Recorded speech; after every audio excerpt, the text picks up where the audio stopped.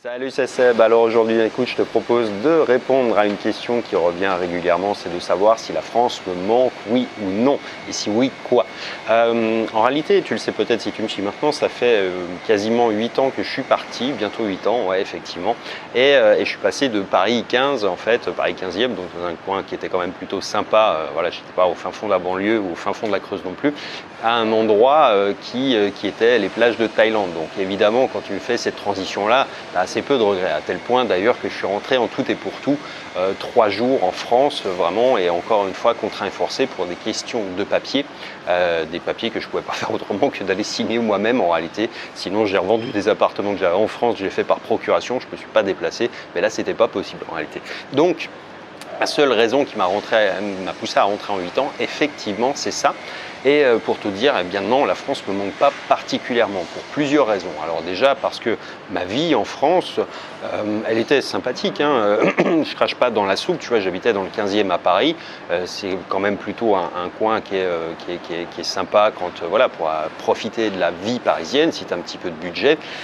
Effectivement, tu es dans un arrondissement qui est plutôt mi-populaire, mi-bourgeois, donc c'est un peu en entre-deux, qui est plutôt sympa. Voilà, bref, je ne vais pas te faire la description du truc, mais mon quotidien, en réalité, c'était un peu... Je travaillais de chez moi d'une part et puis bah, je vivais à Paris au premier étage, donc dans un immeuble qui donnait sur un autre immeuble. Et donc en gros ce que je voyais du matin jusqu'au soir à Paris, qui est réputé pour son grand soleil, tu le sais sans doute, bah, c'était de la grisaille, quoi, du gris du matin jusqu'au soir. Et effectivement c'est un truc moi qui a toujours beaucoup joué sur mon moral, c'est de voir ou non le soleil. Le soleil ça a une vertu qui est vraiment colossale quand tu te lèves. Moi je mets pas de réveil en réalité, je me réveille avec la lumière, c'est-à-dire que généralement c'est le lever du soleil qui me réveille ici en Asie, donc suivant les pays où tu es, c'est à peu près 6 heures, quoi, tu vois. À 6 heures du matin, en fait, c'est les premiers rayons du soleil qui me réveillent. Et ça, on l'a quasiment toute l'année, quoi. Tu vois, en fait, on passe d'un truc où c'est l'exception à Paris à ta normalité. Moi, ma normalité, bah, c'est quelque chose que voilà, quand tu te lèves le matin, bah, t'as la patate, t'as envie de te lever parce qu'il fait beau, il fait soleil, il fait chaud, il fait pas froid, t'as pas envie de rester au fin fond de ton lit. Donc rien que pour cette partie-là, pour l'humeur, pour le bien-être, et puis pour, ça a des vertus sur la production d'hormones également. Enfin bref, pour toutes ces raisons-là, moi, j'adore effectivement le climat asiatique. Et rien que ça, effectivement, ça me pousse à pas rentrer en France. Alors, je suis pas un fan de ski.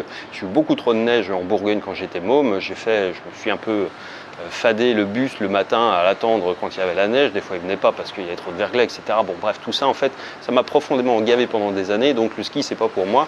Et je m'en passe très, très bien. Maintenant, je peux comprendre pour que d'autres personnes, ce soit un loisir. Moi, j'en ai un assez mauvais souvenir en réalité. Et c'est pas un truc qui manque du tout. Donc, moi, je suis plutôt quelqu'un qui s'habitue à la chaleur assez bien. Et en réalité, maintenant, en dessous de 20 degrés, je me pèle, quoi. Je suis un peu comme les locaux, du coup, sur cet aspect-là.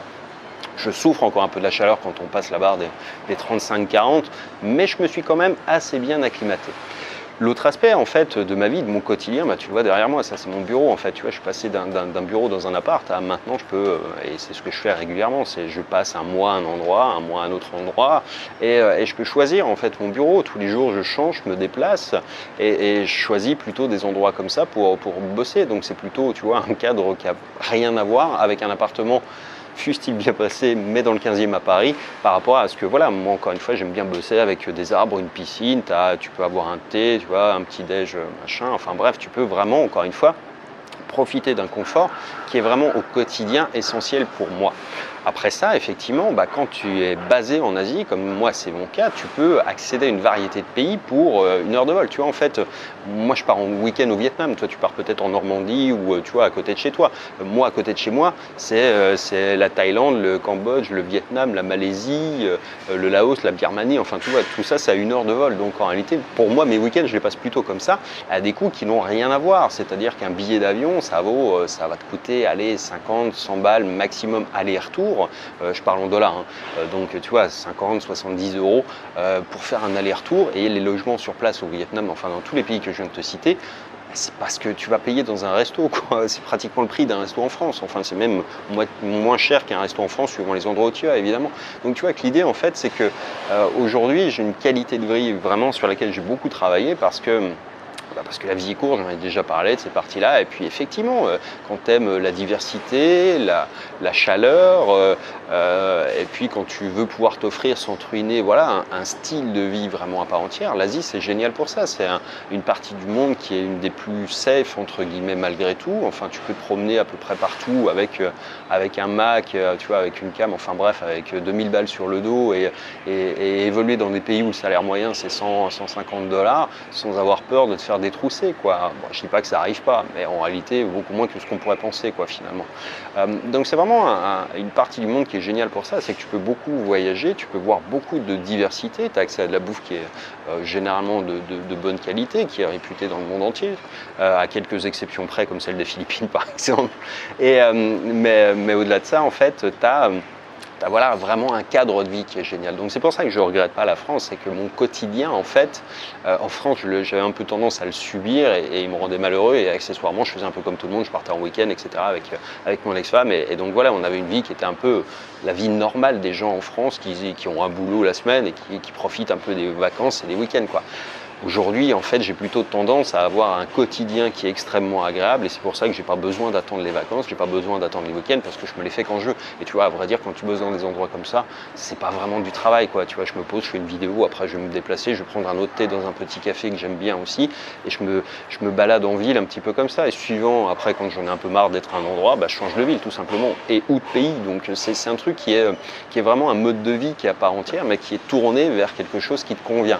Et c'est pour ça qu'en fait, effectivement, la France ne me manque pas. Au-delà de ça, bon, moi je suis un grand fan de bouffe asiatique. J'adore la bouffe vietnamienne, la bouffe thaï, donc ça, c'est pas un problème pour moi de manger asiatique à 100% du temps. Mais au-delà de ça, où que tu sois maintenant en France, où que tu sois dans n'importe quel pays du monde, tu as des expatriés français et le premier truc qu'ils ont monté, les expats français, c'est des bars et des restaurants.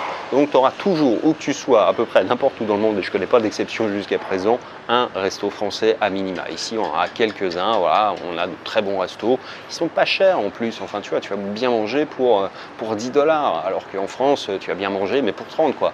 Et quand je dis bien manger, tu vois, c'est de la cuisine qui est faite vraiment et pas des trucs qui a été décongelé de métro, quoi. Enfin bref, donc il y a vraiment cet aspect-là, encore une fois, c'est tu peux avoir la même qualité de vie effectivement à beaucoup moins cher en étant en Europe, en étant en Asie plutôt qu'en Europe. Et c'est vrai qu'après, il y a énormément de choses qui ne sont pas ici. Mais ça ne manque pas tant que ça en fait. Donc en réalité, pour moi, la France ne me manque pas. Après, se posent les questions de famille, etc. Mais tu vois, les avions, ils marchent dans les deux sens. C'est-à-dire que finalement, moi, la France, je la connais d'une part. Bon, je ne suis pas allé partout, mais c'est un pays que j'aime beaucoup. Il y a plein de diversité, il y a plein de choses à voir, effectivement.